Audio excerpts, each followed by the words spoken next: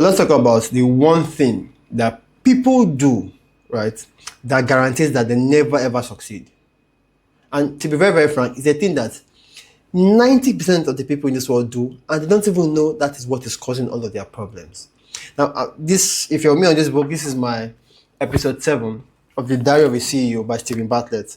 I hope I can convince you in this book, right, for you to become mentally tough and for you to like check out this book because this book is super packed with knowledge.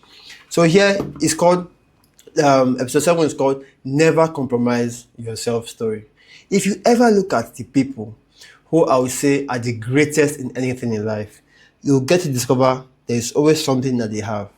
Even though they have nothing really in common in terms of features, skin color, religion, tribe, they always have one thing. That one thing says a lot about them. It's that one thing that shapes, that determines everything they do. Have you ever wondered some people that get into any venture in life and they become successful instantly at it? Have you ever noticed such kind of people? They're everywhere. They're in politics, in government, even in business. You see them everywhere. There's one thing that they have. It's called a self-story, a positive self-story, a positive mindset, a positive mental attitude. Now, to be very, very frank, this thing comes in different books, different messages. All it's saying is just be positive, right? And to be very, very frank, have you ever wondered why it is easier for you to be negative than for you to be positive? It's easier for you to be negative. Man, being negative comes at no cost at the present, but it's costing you your future. Have you ever wondered why you tell some people to do certain things, right? And naturally, instantly, they get this idea of, no, I can't do that for some reasons. Now, at some point, I was once there. For example, asking me to go and speak in front of a crowd. I'll say, I'm sorry, my speech is lagging. Now, have I done that? Yes. But I kept on fumbling more and more often, which leads to another problem. Is that when you tell yourself you cannot do something, the moment you step into that situation, you're going to fail at it regardless. I used to tell myself I couldn't talk very well. Guess what? I was not talking very well. It's until recent times I made that effort, which he's talking about in this chapter, right? Which is one approach towards changing your life and changing your story. Is that you should never compromise your story. You see, like I said, and most of this negativity comes from our childhood upbringing, right? For example, a child whose mom says, okay, I'm looking for a perfect situation. So his mom says, John, I think what's coming to my mind now is the fact that our mom's trying to help us feel good, who prioritizes feeling good over being right, when tell us things like, oh, no worries, you can be what you want to be, right? Although they must have given me about 100 negative messages from teachers who tell you you're not enough, because from a very young age, most of my teachers told me I was nothing. Like, I'm not trying to like be relatable here, but most of my teachers told me I was nothing. The only teachers who actively believed in me, right, funny enough, were my math teacher, my physics teacher. I remember these guys because these were the guys who singled me out, who pulled me aside and were wondering, they were like, Stone, what are you really doing? Like, from what I'm seeing in your book, like, you can do more than this. And mind you, I'll say one thing for sure is almost half of my high school, I was completely dull. Like, I did not even know what I was doing. All I knew was I was forced to go to class. I attended classes. I slept off. I zoned out. Time to write exams. I just wrote something. Physics and math, the things that I was curious about. Because at the time he called me out, we were practicing light and water, sound. So I was very curious about those things, which is why I think to some extent, I moved there. And before I knew it, I became better in studies and everything. And that's because it's the way I was seeing myself. Now, mind you, back in the days, whenever I failed at something, nobody was really there to help me correct that. Mind you, I was small and I could not know better, and nobody was there to correct the ideas in my head that I cannot do it. And which brings me to the story of this guy who ran the 4 minutes mile. The 4 minutes mile guy, he was, that is, throughout world history, there were stories of how nobody in the entire world can run a mile under 4 minutes. Literally, when they asked him how he did it, he said while he was running this race, he kept on saying, I can do it, I can do it, I can do it. And eventually he did it. Magically. Magically. After that, thousands of people, even down to high school students, were crossing the mile in 4 minutes. What did that tell you? That it just took one person to believe that he could do it. And he believed it because he was telling himself, he can do it, he can do it, he can do it. Now you see how this whole thing works, because to be very, very frank, there are two ways of which you can change your story. One, you have to be delusional as fuck. That is, you try to avoid all of what your senses are telling you.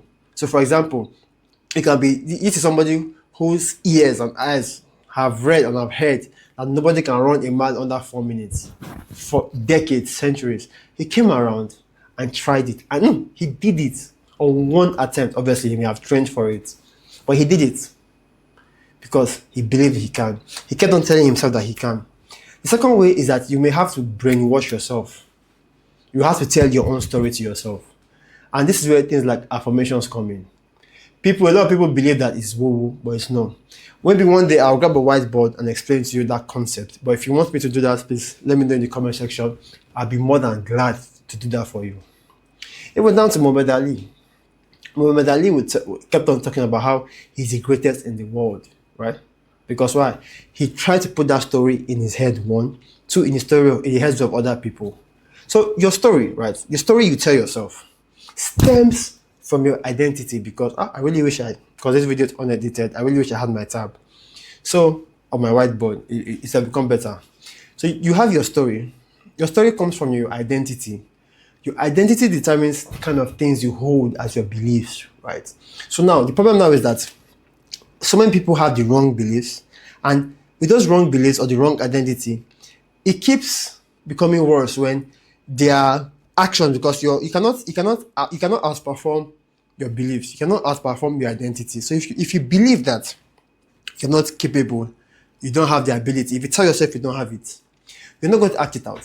So if you tell yourself you're not good at speaking, when it's time for you to speak, you will fumble. Now this is the catch, because the important thing now is, how do you change it? Because if I don't tell you how you will change it, this episode will be completely useless.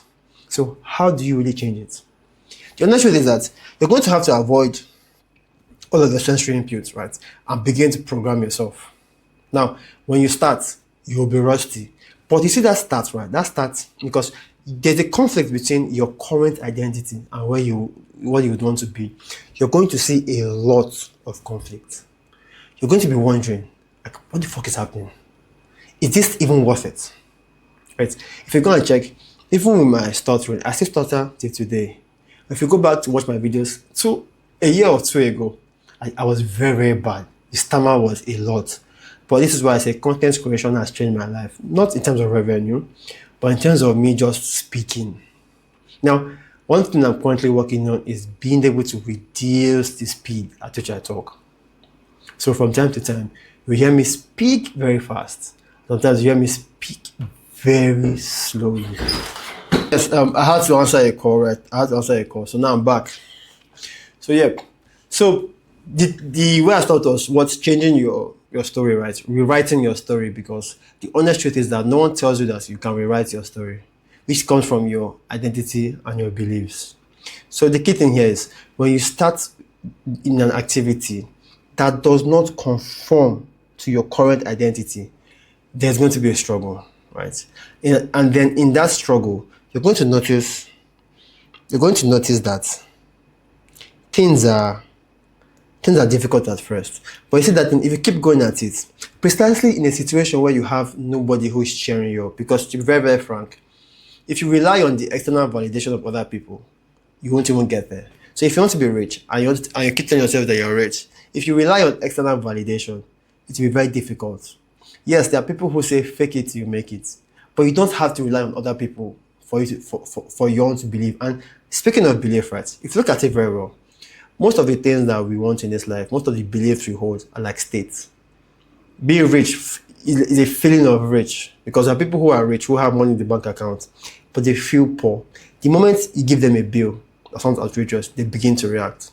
I remember a story of my lawyer telling me how one of his clients, who had up to 100 million naira in her bank account, still struggled to buy groceries.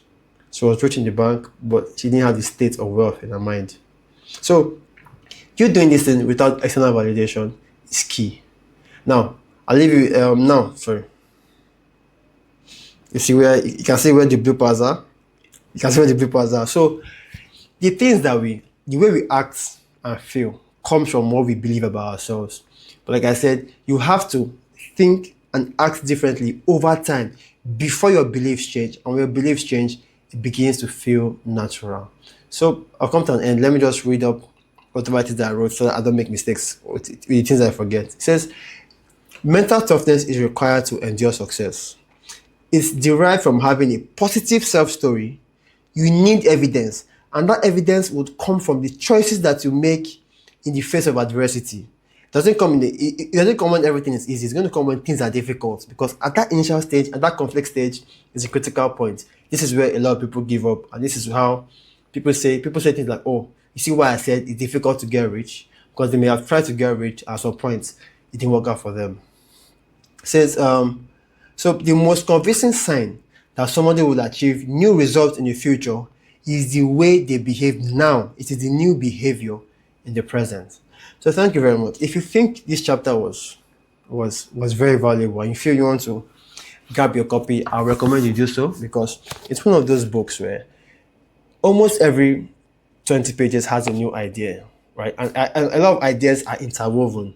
Unlike other books where it just wants like 2 or 3 ideas spread across 300 pages.